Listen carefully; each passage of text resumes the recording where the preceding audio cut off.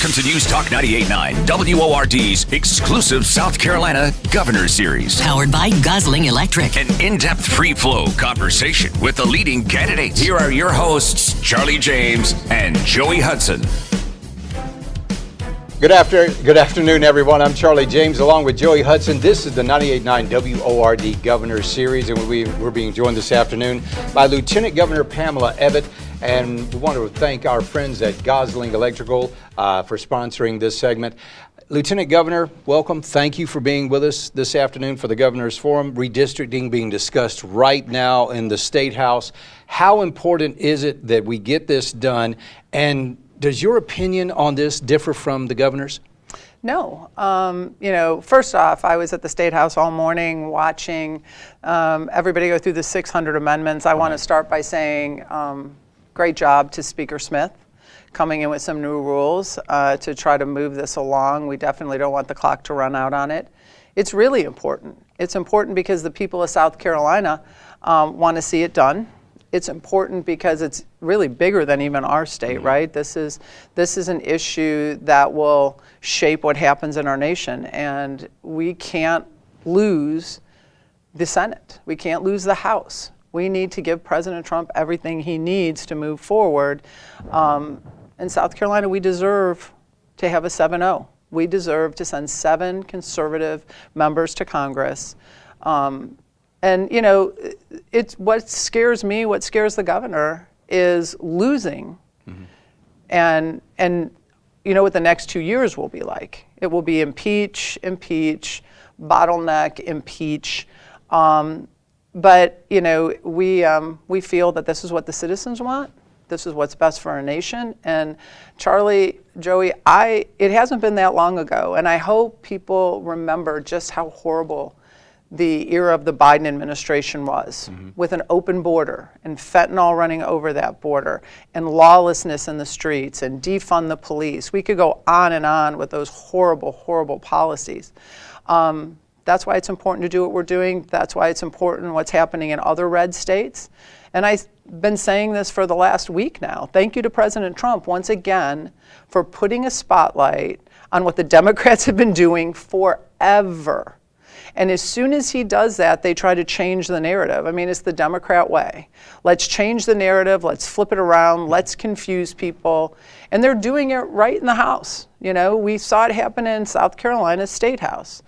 Democrats coming in and trying to confuse the issue, basically saying, oh, if you move this map, we could pick up a seat, an extra seat. We could pick up 2 extra seats. It could be a 4-3. It could be a 5-2. But I mean, I would love your opinions because you hear from listeners all the time. If the Democrats felt like they could pick up 1 or 2 seats, would they have thrown down 600 amendments to stop this? Yeah. Before we move on to this too, the NAACP announcing boycotts of South Carolina, encouraging young African Americans not to come to school here, not to play sports here. Your response to that? Well, I think what they're doing is they're actually hurting African American, young adults. This is a great state. We have a great educational system. I mean, anytime you start playing these games, and we see what happens. I am so disenchanted with leadership. We might as well talk about SC State, right? Let's just rip the Band-Aid off. And that was something to me where I became angry was that where was the leadership? Where were professors? Why weren't they sitting down these young adults and telling them real facts? President Trump has done more for historically black colleges and universities than any president in our history. That's a fact. The General Assembly, we have supermajorities in the House and in the Senate. They have a Republican governor and lieutenant governor, and we've always done our best to make sure that money was distributed to, the governor pulling him into programs in the bigger universities so that they could, share in some of that stuff. Why wasn't that talked about? When their reasoning for not having me there was because I was pro-life, I was pro-Trump, I was anti-DEI, I was pro-law enforcement and pro-ICE. I mean, that should have been something that leadership should have sat them down and said, I don't think you have all the facts. But what's happening on that campus, what's happening on other campuses, not just here, as I said it a few weeks ago, from California to New York, is pure indoctrination. The fact that we're only giving half of the information to our young people who are on those campuses. And I said it, when I am governor, any institution, and I know the press tried to turn this around and make it seem like I was just targeting one place. Any institution who receives taxpayer dollars cannot silence conservative speech. And again, that's what the people want. That, out of everything that's happened in the last 3 weeks, people have said, thank you so much for standing up for conservative voices.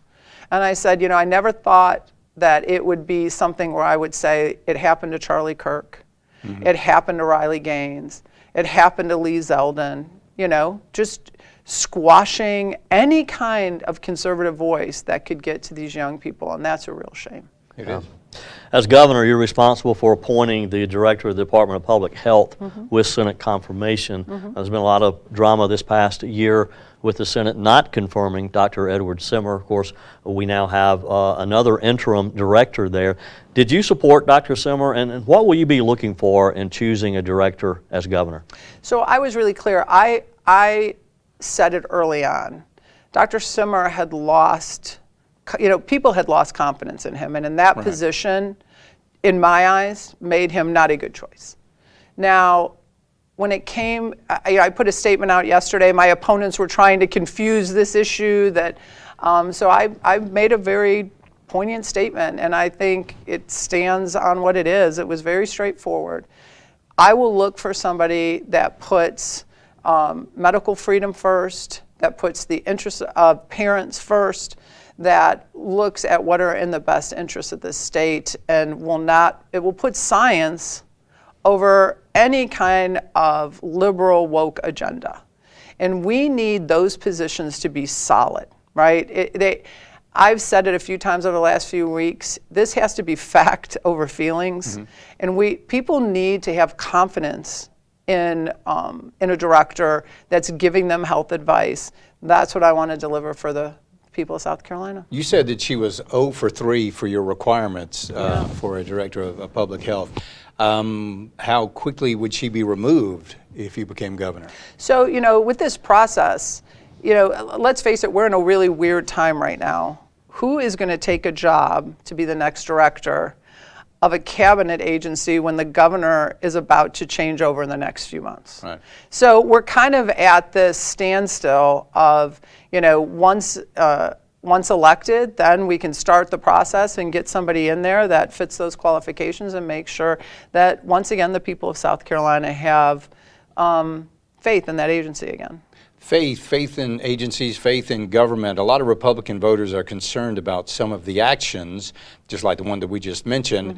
Do you think South Carolina Republicans have governed conservatively enough, and how would you push back when you feel they haven't? So, you see what we're doing right now, right? I have done my part. We can use redistricting because it's relevant, right? It's happening right now. Do I feel that we had some Republicans in the Senate that weren't acting the way that we wish they would have? Absolutely, I do. And I can tell you, I sat in the back of those hearings, and it was debate actually in the Senate, and I was just flabbergasted at what I heard, because it didn't even make sense to me, because we have seen it time and time again. When it comes to the Democrats, they would have walked in those chambers, they would have put a vote down, there would have been no amendments, and they would have got it passed and got their will done, and they'd have been out the door. We wouldn't even known what hit us. And I think that's something we have to look at as Republicans, is if we want to fire up our base, and I said it today, we have to have confidence in what we're doing. We have to come together, we have to say this is the best thing, and that's what I feel. I feel like we're going to get this done, we're going to deliver a 7-0, and we're going to give the president what he needs to get the America First agenda passed.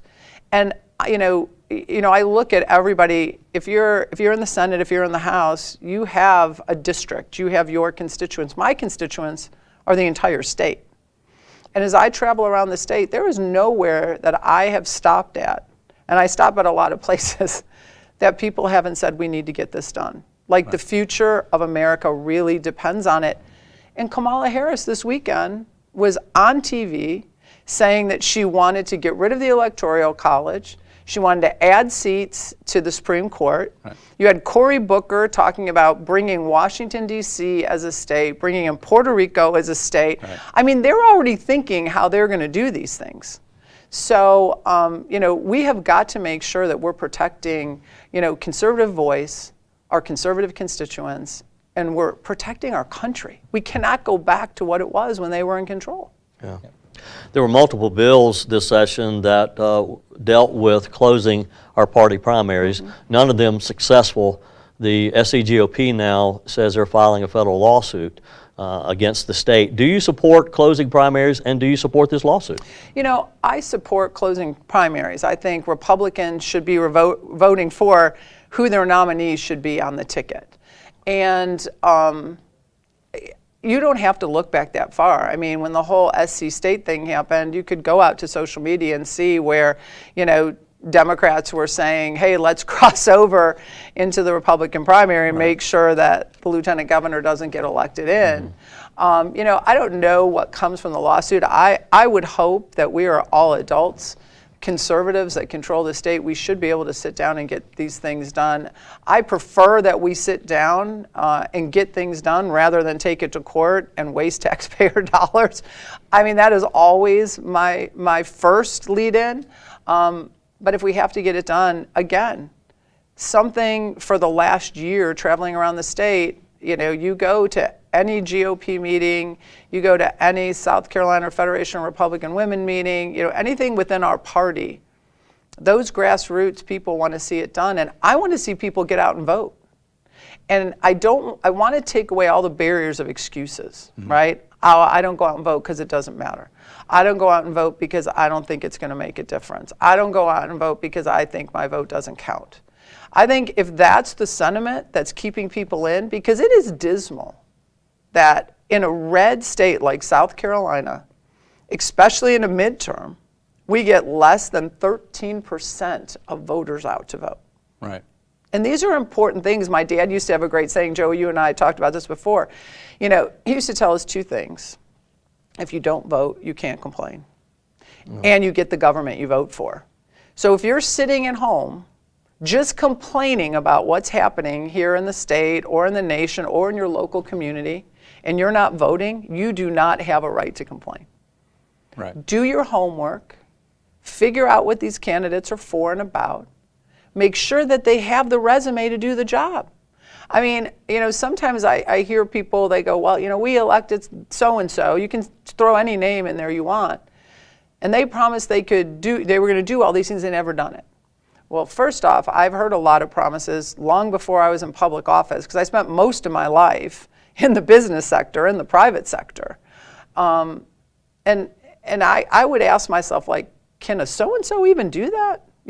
So many times people are just throwing out their sound bites and clips, and they're things that they can't really even accomplish. And that's what's I think that's what's really wearying people on it. They don't know that, and they're not taking time to look into that.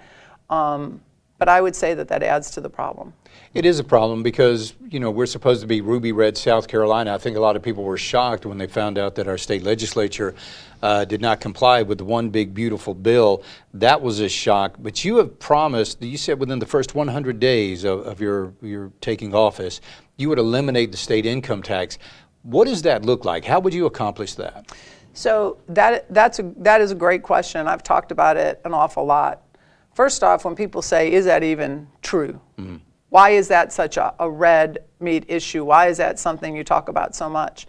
And I tell them, if you go back and look, Fox Business did an article about 3 weeks ago that talked about the Iron Curtain of Industry, South Carolina being in those 9 states that they called out.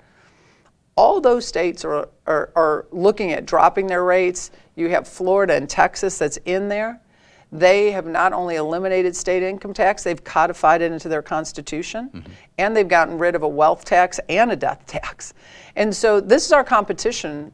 If we don't do it, then we're going to see ourselves start to decline on where businesses want to come, and we don't want that to happen, because I'm hoping to be a grandma someday here soon. I want my grandkids to stay in South Carolina. I want my kids to stay here. So we have to start looking at those industries of the future.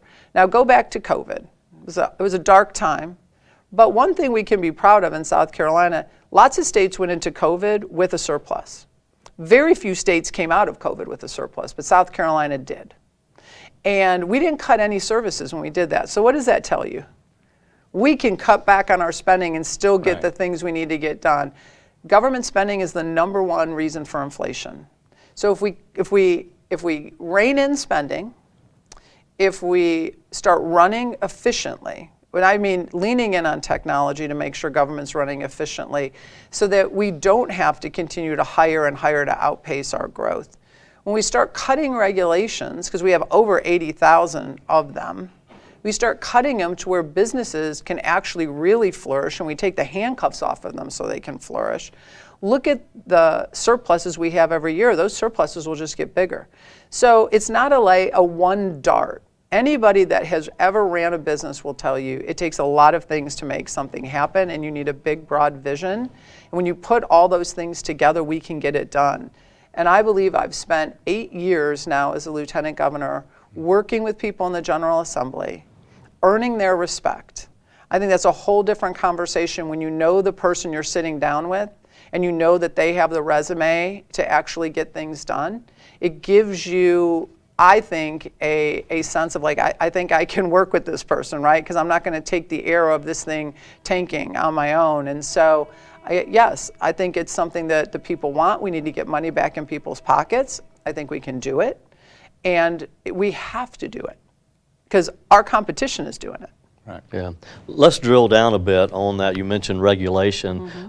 Give us some examples of regulations that you feel like are holding small business growth back in South Carolina.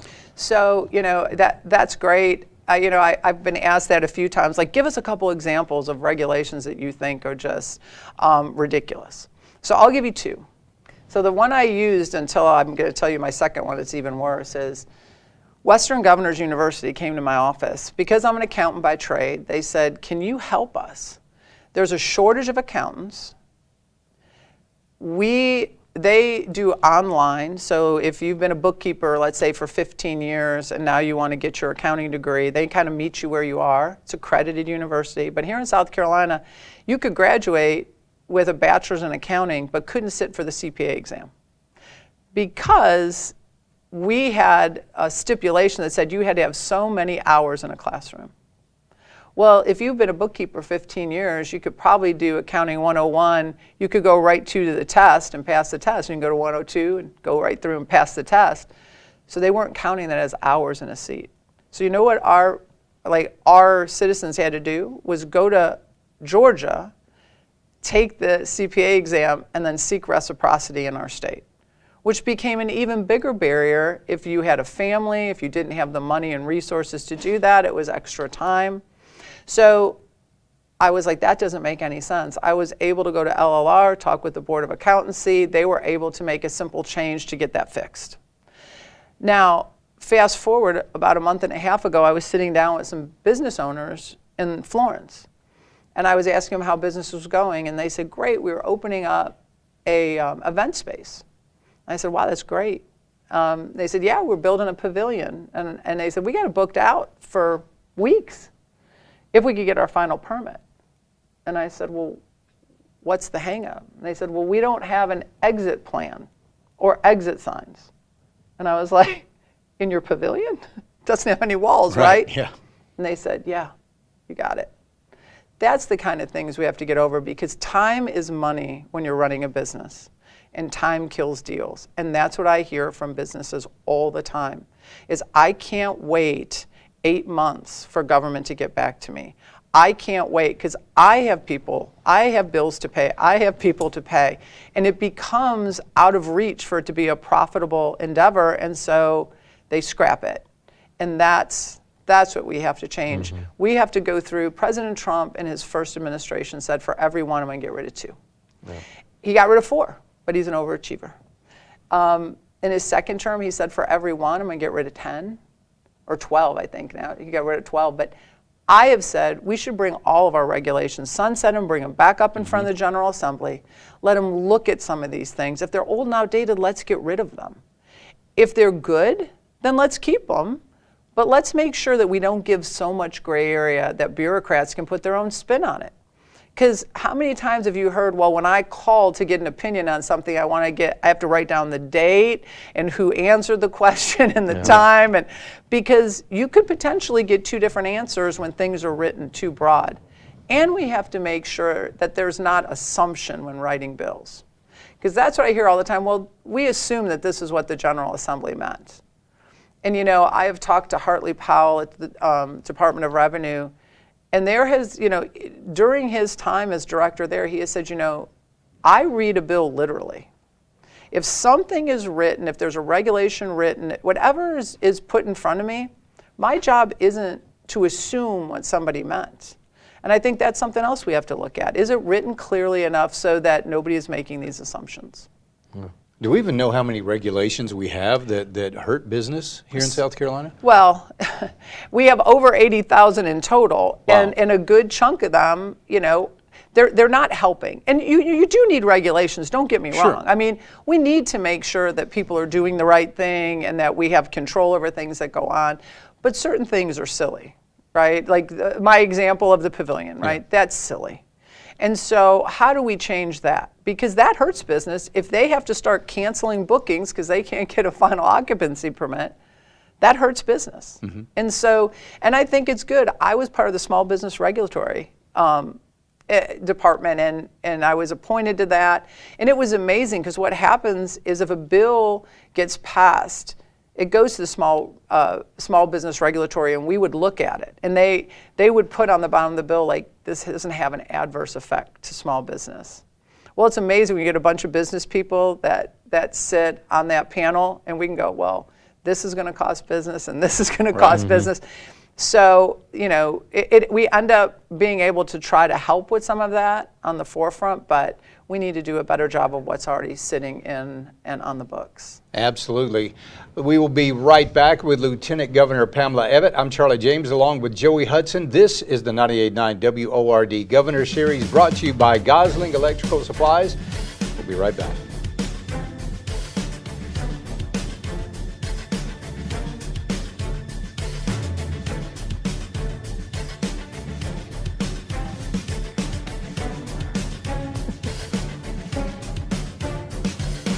News Talk 98.9 WORD's Governor Series Powered by Gosling Electric. continues right after this short break.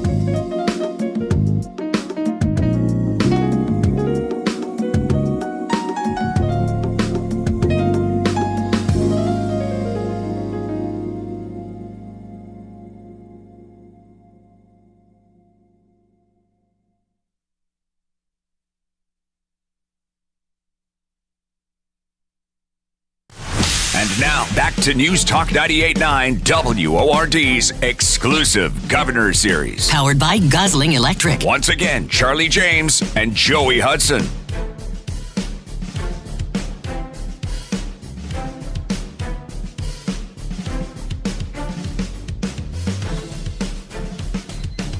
And good afternoon. This is the 98.9 WORD Governor Series. I'm Charlie James along with Joey Hudson. Special thanks to our friends at Gosling Electrical Services. We're being joined this afternoon by Lieutenant Governor Pamela Evett, who is running for Governor of South Carolina. Lieutenant Governor, thank you for being with us. South Carolina faces growing energy demand. We have growing manufacturing facilities, population, a couple cities here in the upstate of South Carolina, the fastest growing cities in the state. What's your plan to keep energy affordable and reliable over the next decade? Well, that is something that I've been really focused on for the last few years. I've traveled around the country with RSLC talking on panels about energy, and energy security is national security. I think last year with the energy bill that was passed, that was a great kind of shot in the arm for us here in South Carolina. Right now today, South Carolina, 58% of our energy is gotten through nuclear. And so the resurrection of VC Summer was a great thing, all of it being done with private equity dollars, so not going to the ratepayers, which that was a must after what had happened prior. Right. Brookfield was in my office, probably, again, my weeks all are merging together, probably about 4 or 5 weeks ago. And they're saying 6 to 6.5 years we'll have that up and running. 2 reactors going to 4. We have the possibility to 6 reactors. We have 6 licenses here in the state. It would be a game changer for us as a state. Turning our coal plants into natural gas plants. Something I've really liked, gentlemen. I have loved being lieutenant governor. Because I have been able to travel the state and sit with people and find out what's affecting people in their area, in real time, and that's important. So I was doing a roundtable down in Myrtle Beach, and there was a developer there that was talking about the pipeline, and he said to me, Lieutenant Governor, we missed the ball with that piece of legislation. And I was like, what part of it? And he said, well, we don't have an increased pipe coming into Horry County. And with that means that we can't build vertical. We have an energy problem. People are having to resort to propane, and we're having, there's going to be tanks above ground everywhere. It's going to be an eyesore. And I was like, that was the first time I had ever heard that. Went back to Columbia, did some research, talked to my friends on that committee, and here the bill to actually, it was a lawsuit that was brought, but it was sitting on one of the Supreme Court justices' desks. It just hadn't been signed yet. That got signed, and a few weeks ago I was standing out at the site where they were putting in the bigger line actually to go through Georgetown, through Horry County, Myrtle Beach to North Myrtle Beach. To actually deliver them the energy they need. That is really important as we grow, especially with the careers of tomorrow. I believe we're in the middle of an industrial revolution when it comes to what are the careers of tomorrow going to look like. And as your next governor, I am really focused on, one, how do we have the energy we need to do that, which means we have to put things like expanding nuclear on the table, making sure we have enough natural gas to support dispatchable energy.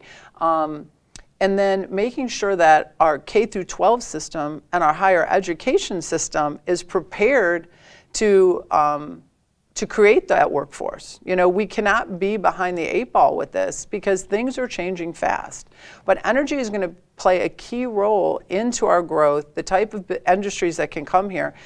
And the fact that, we are diversifying in that, Joey, is I think going to be a game changer for our state. We lead the world in advanced manufacturing, and anybody who's ever seen me talk will hear me talk about my fingerprint story and how South Carolina's fingerprints are really all over the globe.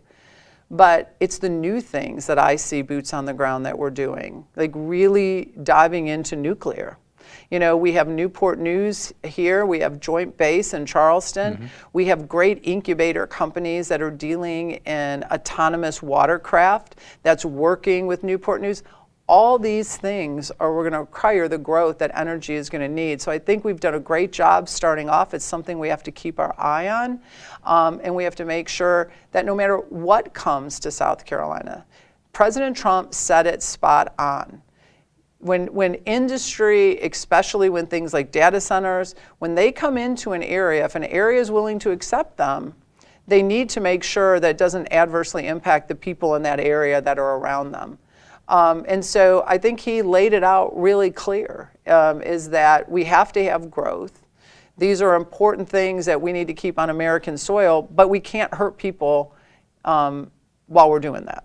Exactly right. Data centers, huge concern, a lot of communities, lots of energy, lots of water. Over in Georgia, we are hearing that Georgia Power is actually taking people's property through eminent domain for data centers. What protections do communities need from the state as far as data centers are concerned? Well, I think that we have to have a real open dialogue, something I've talked a lot about, Charlie. About 3 years ago, I realized that South Carolina had no blueprint for growth. No blueprint at all. You know, you go into counties, you go into cities, they spend a lot of money trying to come up with plans of what they're going to do with their cities and areas. None of those plans dovetail into any of the surrounding counties, and the state doesn't have anything. I believe, and I've said this, as governor, I want to bring local communities to the table. We have to figure out what the right growth is for South Carolina. When I say right growth is, who do you want your neighbor to be? You know, there are probably some small rural areas that would welcome a data center. We have to let their voices be heard too. And you know, there are so many different kinds. It's not like what do you want to see as your neighbor, but what are the parameters you want to put around that? You know, there are some very smaller data centers that, you know, they encapsulate their water and they're not using water like the old, you know, first generation of data centers. Are you close enough to have natural gas piped in where it's not affecting the grid? Or do you have an alternate energy source? But we have to find out who do local communities want to be in their areas. There may be a lot of communities that say no, and we have to respect that. But I think we need to know that on the front end, so that when businesses and opportunities come to our state, we know exactly where to take them. And then it makes them feel like they are part of Team South Carolina, instead of them, you know, finding an area and then find out that nobody wants them there. But I think we have to do it, we have to be responsible with it, and we have to give the local community, and we always have to make sure that it doesn't adversely impact them. South Carolina agriculture and forestry, that is a huge revenue generator for us. It arm wrestles hospitality and tourism. And I'm more worried when you talk to farmers and you talk about eminent domain, what happens when cities try to come in and annex their property. I mean, farmers, their best quality is probably the reason people don't understand how much they struggle at times, because they're resilient and they don't complain. But they do have struggles, and I've sat down with them, and that's why I've said when I'm governor, I will have a liaison for ag and forestry in the governor's office. So in real time, we can help them champion their problems. Because we're about to hit a brick wall with forestry, and anybody who doesn't think that is not really paying attention. Our forestry community, our logging communities, for so long, they have just been a machine, just basically running on autopilot. And now with the closing of all these mills, there is not a place to have pulpwood go. And so people can't maintain their forestry and their property. And this has been a real challenge and a real problem for South Carolina, and something else we're going to have to hit head on, and something I'm prepared to tackle as the next governor. Yeah. We've talked about the growth in manufacturing business, population growth. Of course, as those data centers come in, as manufacturing grows, we need trained workers. How will you support the technical schools and workforce training? Wow, so I have been a huge champion for our technical colleges from day one.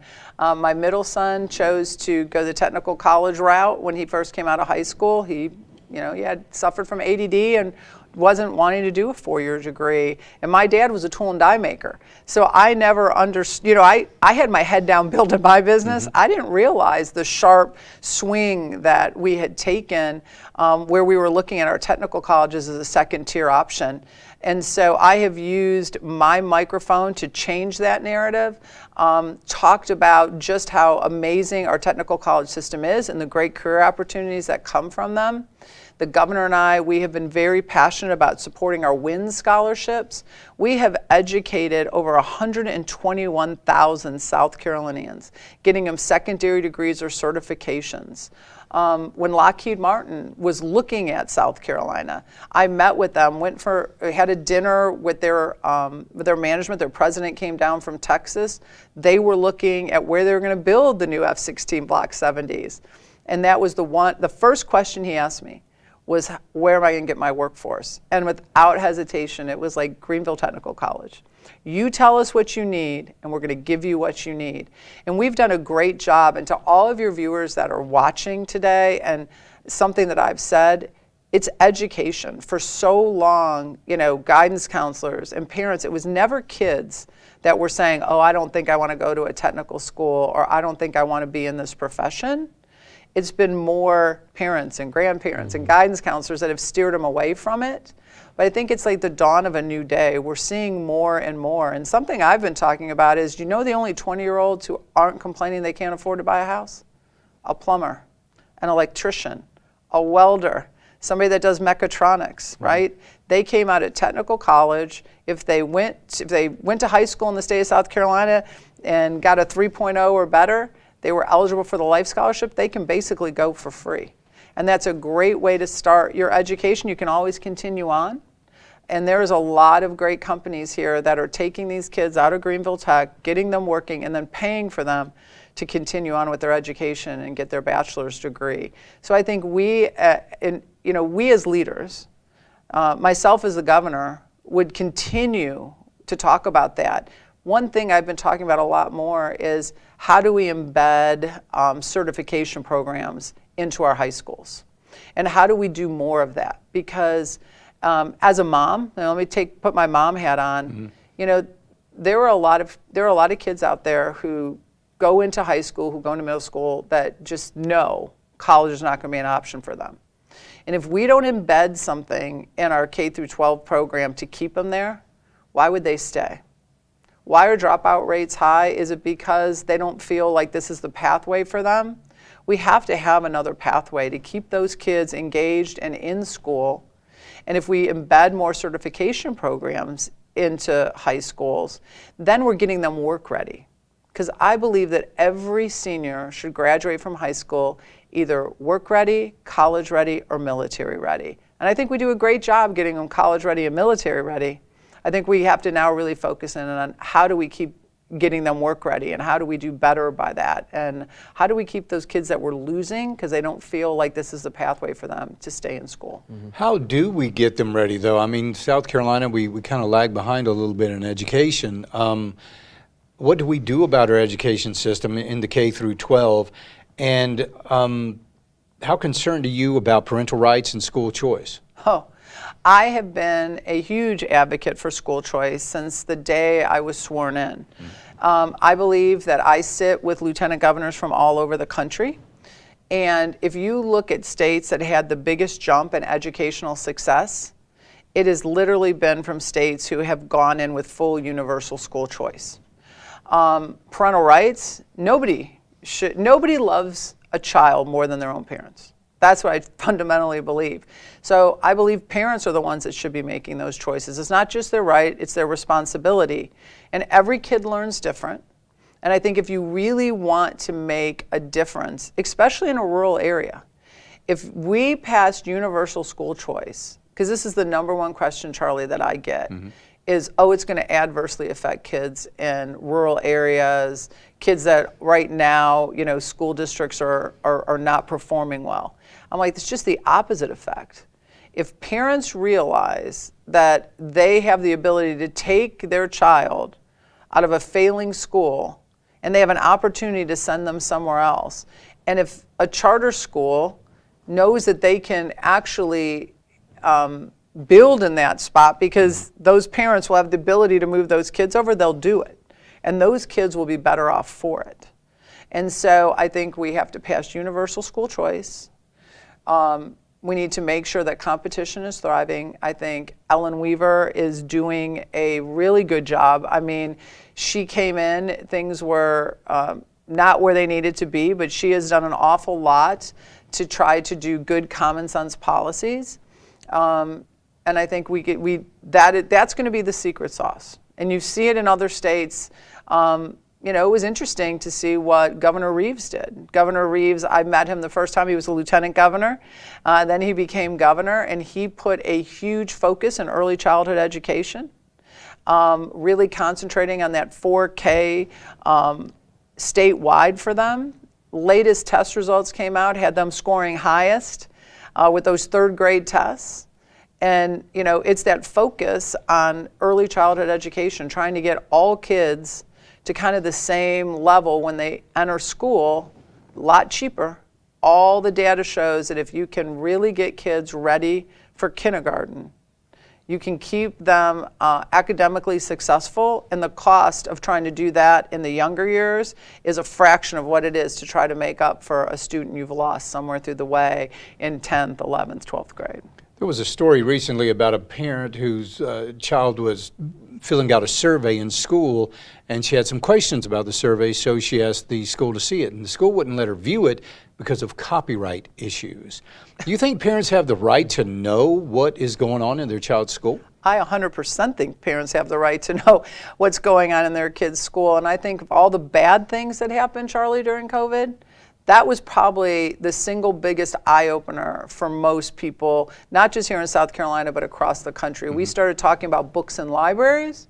That became a big topic. Parents got involved. You saw more parents running for school board positions. And so, yeah, I remember the days like when, like my oldest is 29. And I can remember when she first went to school, I mean, they couldn't give her a cough drop unless I knew. And I had to sign a waiver and a form, and you know that first day of school, they come home with a packet that's 2 inches thick. You know, basically you can give them a cough drop and call me if they're sick, and I have to know everything. When that all switched, to me is amazing. Now, probably why I'm such a big fan of school choice is because David and I chose to send our kids to parochial school because we wanted to make sure that we were teaching them at home was being reinforced in school. I just believe every parent should have that right, no matter, you know, how much money they have in their bank account. Yeah. We've seen some large projects that have come to South Carolina. We have offered them incentives to come here. One of such a project is the Scout Motors in Columbia. There's been some things that have delayed it, not quite gone, I don't think, the way we expected. How would you as governor be sure that the incentives that we give to these companies have a return on investment for the South Carolina people? And would you support Scout Motors again, knowing what we know now? So, you know, I don't think we know really enough right now. Is it going to be profitable at the end of the day? They haven't even begun to produce. I think everything that comes to South Carolina has to be looked at actually, you know, deal by deal, like you said, to see what is the return on investment going to be? Is this going to be good for us as a state? You know, I look at BMW, and I've said that BMW is actually up and working, and so there's something tangible to hold on to. Right now we're making assumptions, and I'm always like, every time I hear people talk negatively about anything that's happening, you know, whether it's Scout or anything else, if it's come to South Carolina, we should be rooting for it to be successful, right? Because if it's successful, then it's good for us. And so I would hope everybody would root for its success and not for its failure. But I look at BMW, and when you look at, you know, David and I talk about, like in the early years, BMW, property got taken by eminent domain. People were not happy with it. Nobody wanted it. But now look at it. We build more BMWs here than anywhere in the world. And the incentive was to BMW, but now you have the tier 2, tier 3, tier 4 vendors, the mom and pop vendors, the family-owned hotel that now popped up in that area to be able to absorb travel, the restaurants that bloomed because of that. But I always talk about my friend Donna Brin. I went to her facility in Little River. She called me one day and said, Lieutenant Governor, I'm going to start doing recycled plastic weaving. I'll be the only person in South Carolina that's doing it. Can you make some introductions? You know, just, I'll take it from there. Can you just tell me who to talk to at Volvo and Mercedes and BMW so I can tell them what I'm doing? BMW featured her as their small business about 1.5 years after that. She would have never had that opportunity had BMW not been here. So I think we focus so much on the one thing. We need to look at all the other tentacles that come out of those projects and how it has literally given, like, made people's dreams come true of, you know, whatever they saw themselves in whatever space as an entrepreneur. So I think you have to look at everything deal by deal. I'm a business person. That's the lens I look at it all the time. You know, make sure that it's right for South Carolina. And I think, you know, think about how less those incentives would have to be if we eliminated state income tax. Right now, a lot of times we have to give incentives to compete with states that don't have state income tax.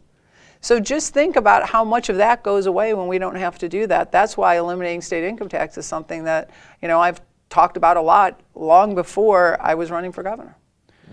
This is a political campaign. There are some finger pointing going on, talking about problems that have existed for a long time. How do we change the political culture in Columbia so that good conservative legislation can be passed more easily? Because these days it seems like pulling teeth. Well, you know, I think working together, Charlie, is a good thing. I think when we start fighting each other, it makes it really hard to get things done. And so, you know, having a good leader at the helm that can put all the people in the same room and at the same table and row the boat in the same direction. And before any part of session sits down, is to sit down and say, okay, what are our initiatives this year? What are the things everybody come to the table. I used to do that every year. David and I did with our staff. Like, what are 3 things that we want to accomplish this year? What are our 3 major objectives? And how do we all come together to get those things done? And then there'll be other things, right? But what are the 3 big things that we see? I think you need a leader that brings people together. I think it's a big thing. When you talk about pointing the finger, yeah, this is it's silly season, I like to call it. It's silly season. I mean, I find it amazing that somebody that's running for governor is calling me a career politician when I've spent my entire life in business, except for my time as lieutenant governor, and they've been in office for 20 years and nobody's calling them on it. I mean, I just think it's comical. But this is where it goes back to, people, do your homework.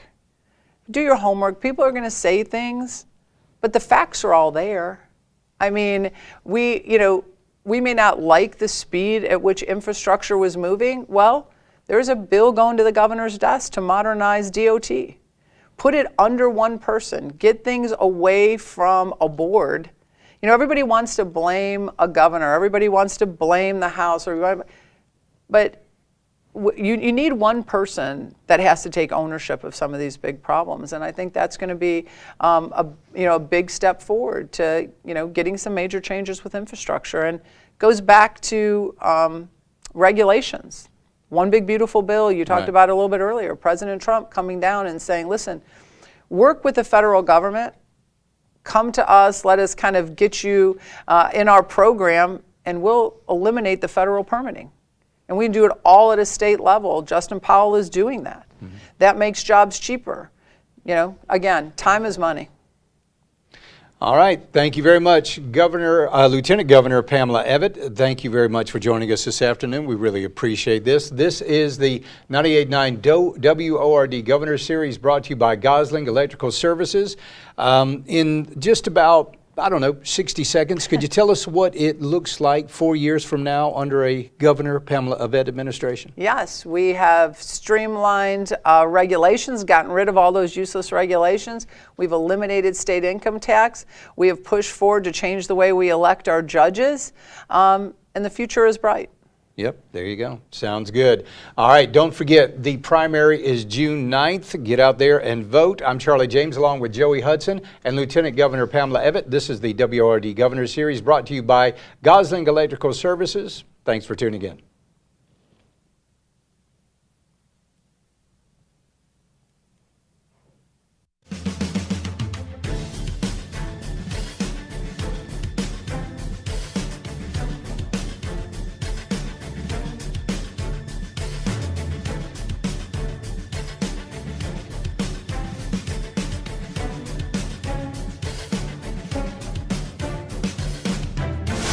Stay informed. Make your voice count in the upcoming South Carolina primary, Tuesday, June 9th. Thanks for listening to News Talk 98.9 WORD.